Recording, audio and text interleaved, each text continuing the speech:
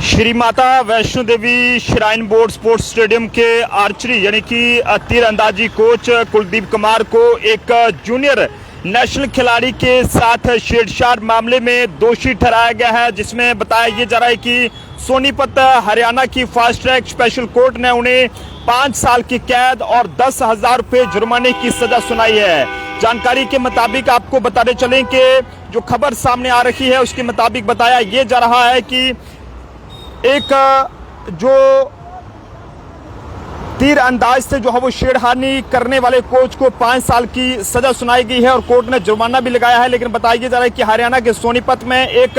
National level की तीर अंदाज के साथ गलत हरकत करने के मामले में अदालत ने एक बड़ा फैसला सुनाया है, जिसमें बताया ये जा रहा है कि सोनीपत की फास्ट ट्रैक स्पेशल कोर्ट ने पॉक्सो एक्ट के तहत जो दोषी कोच कुलदीप बेदवाम को 5 साल की कठोर कारावास की जो है वो यहाँ पर सजा सुनाई है। इसके साथ ही अदालत ने दोषी पर जो है वो 15,000 रुपए का जुर्माना भी लगाया है। हालांकि जुर्माना ना भरने की स्थिति में उसे 4 महीने की और जो है वो कैद भुगतनी होगी। और बताया जा रहा है कि ये जो ये कहीं की लड़की है वो यूपी के बागपत के रहने वाली है। और बताइए जरा, माफ कीजिएगा, ये जो पीड़िता है वो यूपी के बागपत निवासी कोच कुलदीप बेदवाम के पास जो है वो ये वहां पर कोचिंग लेती थी। लेकिन अगस्त 2023 में दर्ज कराई गई शिकायत के मुताबिक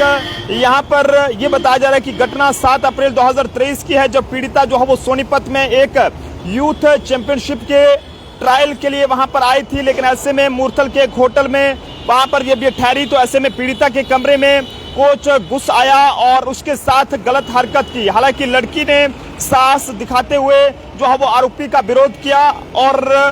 किसी तरह वहां से निकलकर दूसरे खिलाड़ियों के कमरे में वहां पर चले गई। और बताइए जरा कि आरोपी कोच की नियत यही नहीं रुकी, बल्कि उसने बाद में इस लड़की का सिंगापुर में होने वाले एक इंटरनेशनल लेवल के एक सिलेक्शन हुआ और तो कोच ने उसे दोबारा होटल में रुकने और उसके साथ आरामदायक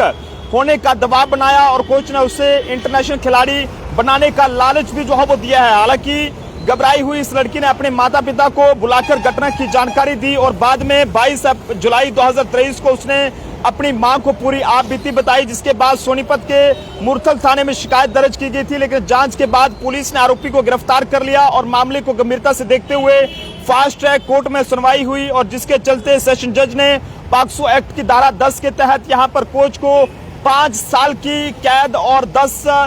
से 15,000 रुपए का जो जुर्माना है वो यहाँ पर सुनाया है, जबकि धारा 12 के तहत 3 साल की कैद और 5,000 रुपए जुर्माने की सजा जो है वो सुनाई है। ऐसे में आप सब लोग भी इस खबर को लेकर अपनी अपनी सुझाव जरूर साझा करें कि आजकल के इस दौर में हर कोई ये चाहता है कि उनके बच्चे